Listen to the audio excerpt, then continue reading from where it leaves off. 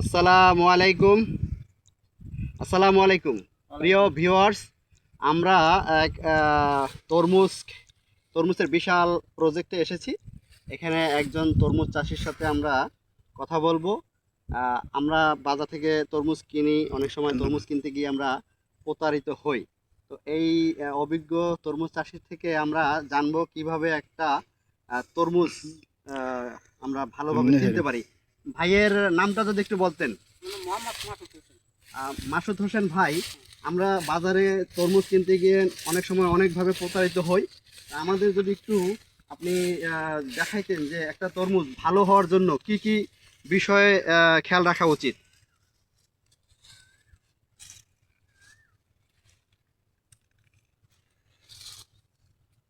এই যে ভাই আমাদের একটি তরমুজ দেখাচ্ছেন।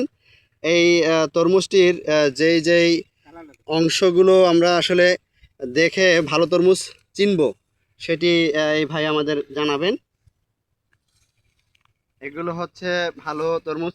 এখানে ভালো তরমুজের যে গুণাবলী, মানে কি কি গুণ দেখলে আমরা বুঝবো যে এটা একটি ভালো তরমুজ বা পরিপক্ক তরমুজ।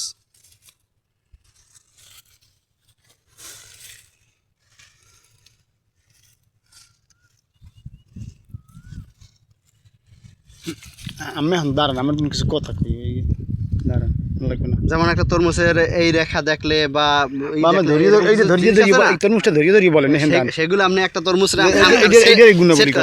সেট করেন যে এই তরমুজটা এই কারণে ভালো, ভালো বাবা এইটা এটাই বলেন, সমস্যা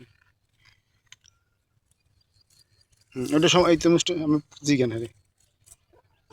ভাই আমাদের এই একটি তরমুজ হাতে নিয়েছেন ক্ষেতের।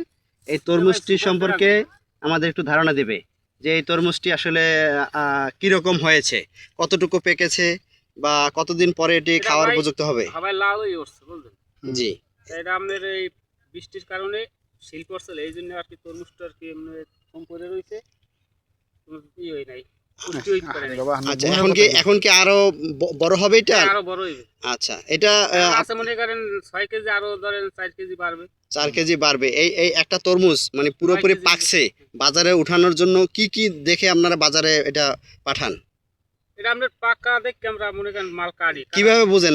কারণ এটা তো কালার চেঞ্জ হয় না। কালার চেঞ্জ হয়, কালার চেঞ্জ হয়, কালার চেঞ্জ হয়। যেমন রেক আমাদের জাগে আরো রেক, মানে ওই যে কালোর একটা কি আরো বড় হবে না সাদার এক বড় হবে? মেলবে, আমরা এই ফাক্টর মেললে জি, তখন আমরা বুঝবো যে তরমুজ আমাদের পাকছে, তখন আমরা কাটবো। আচ্ছা আচ্ছা।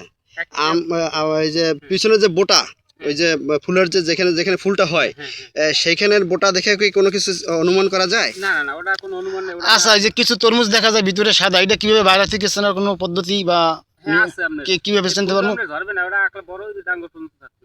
এর কিভাবে বুঝবো যে সেটা সাদা? ওই যে ফুল ঝরে যাবে। আচ্ছা, তার মানে আপনার ওই যে মাঝখানে যে সবুজ কালার, ওই কালারটা বড় হবে আর একটু উজ্জ্বল হবে। আচ্ছা আচ্ছা, তো ধন্যবাদ ভাই আপনার মূল্যবান সাক্ষাৎকারের জন্য। আমাদের জন্য দোয়া করবেন। আজ এখানে রাখছি, দেখা হবে পরবর্তী কোনো ভিডিওতে। আল্লাহ হাফেজ।